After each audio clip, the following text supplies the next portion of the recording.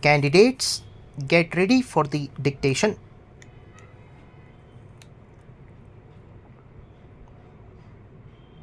The Minister of State in the Ministry of Parliamentary Affairs and Minister of State in the Ministry of Culture. With your permission, sir, I rise to announce that government business during the week commencing Monday, the 20th of March 2023, will consist of consideration of any item of government business carried over from today's order paper, general discussions on budget of Union Territory of Jammu and Kashmir for 2023-24, discussion and voting of demands for grants for the Union Territory of Jammu and Kashmir for the financial year 2023-24 from 1st April 2023 to 31st March 2024, and introduction, consideration and passing of the related appropriation bill, discussion and voting on supplementary demands for grants for the Union Territory of Jammu and Kashmir for financial year 2022-23 from 1st April 2022 to 31st March 2023, and introduction, consideration and passing of the related appropriation bill, discussion and voting of second and final batch of supplementary demands for grants for 2022-23, and introduction, consideration and passing of the related appropriation bill, and discussion and voting on demands for grants for 2023-24 under the control of the Ministry of Railways. Opening land custom stations through a river has been deemed by the people of villages to facilitate more import and export of their goods and services. People from Meghalaya mainly earn their living by indulging in mining activities. The export of coal and limestones feed thousands of people. One village is located in Jaintia Hills.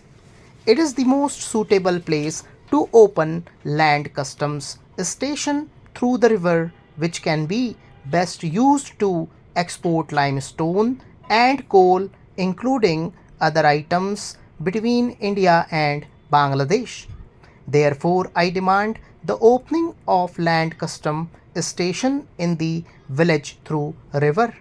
This project should be initiated and opened as soon as possible. Additionally, all facilities like electricity and law and order related issues should be organized immediately. The development will pave the way for millions of people involved in mining activities. It will be a blessing for the people of Jaintia Hills in particular and the overall development of the states in the Northeast. I want to draw the attention of the Honorable Ministry of Railways towards an issue related to railways in my parliamentary constituency. Due to absence of a railway line, people are facing huge inconvenience. Thus, it would be a priority project for development. This project will benefit a large number of people in Simachal region and parts of West Bengal. The request for the construction of the same has been made for many years now, and yet no progress has been made. Therefore, I request the Honorable Minister of Railways to look into the project and help the people of one of the most backward regions of the country to grow socially and economically. Therefore, it is further requested that immediate attention may be paid to sanction the construction of railway line starting this financial year 2023-24. A pungent smell of burnt plastic is haunting Kerala's commercial capital, Kochi, even a fortnight after the waste management plant under the city corporation caught fire. The garbage mounds pose severe challenges to solid waste management in the state. The state of the rest of India too is not satisfactory. Swachh Bharat Abhiyan, a flagship program of the Government of India aimed at freeing the country from open defecation, was launched in 2019. But the mission does not address the need to rework the underground sewage system and the eradication of manual scavenging and the rehabilitation of manual scavengers. According to the multiple indicator survey by the Ministry of Statistics and Program Implementation, 21% of rural households had no access to a toilet, whether a latrine exclusively for the household, a common use facility for the building, or a community toilet. In 2019, Honorable Prime Minister declared rural India as open defecation free during a Swachh Bharat Divas program. Hence, I request the Government of India to address the menace of solid waste in an effective way using modern technology, manual scavenging, and which is highly prevalent in India, must be eradicated and workers must be rehabilitated. I would like to draw the attention of the government regarding the initiative taken by the DRDO for setting up Defense Research Center in my parliamentary constituency, which was proposed during 2010 at Tamil Nadu. The state government and district administration has for the said purpose identified the land in the district. The DRDO officials had also inspected the said site. Nevertheless, the proposed project has not yet commenced. This place being an industrially backward area, role of this project as an employment generator and help in aiding the district to industrially rich area becomes important. An estimated this DRDO research center will generate employment for 15,000 people and will act as a push to Make in India initiative.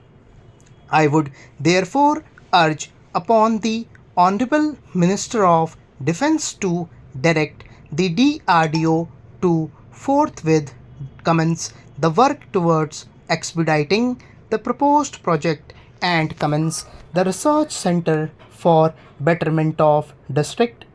I am raising a very serious concern, that is children dropping out of school, which needs to be addressed. The Ministry of Education has reported that 9 lakh elementary level children are not enrolled in schools in India, with more boys than girls being out of school. A total of 9 lakh elementary school aged children are out of school in India, including 5 lakh boys and 4 lakh girls.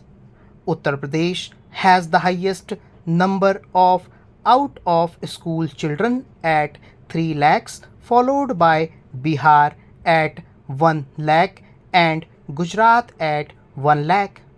This huge number of dropouts indicated the gaps in implementation of the Shiksha scheme, thereby endangering the future of children in our country. This makes children vulnerable to labor and trafficking. I request the Honorable Minister of Education to take effective steps for better implementation of this scheme by identifying school dropouts and mainstream them in formal education. As per Ministry of Environment, Forest and Climate Change notification dated 12 August 2021, from July 1st, 2022, India banned single-use plastic items that have low utility but are frequently littered around, such as plastic and cigarette packets. However, even after several months since the ban came into effect, little had moved on the ground. Several banned plastic items are still seen in circulation in marketplaces, eateries, and other public places. Vendors have been reported saying that there has neither been any punitive action nor any advisory to stop using these products, and that these products are available wholesale as usual.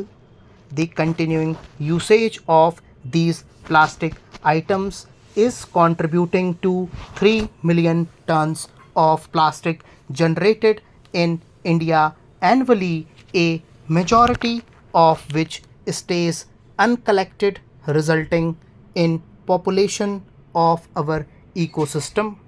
Thus, effective implementation of the announced ban is required, with environment friendly alternatives to these products. In this regard, I urge upon the government to take the appropriate steps in line with the ban announced by our Honorable Prime Minister, as well as to look into issuing notices to the handful of cigarette manufacturers making and or selling in India not to use any plastic material in the packaging in any form, and to shift to environment friendly alternatives.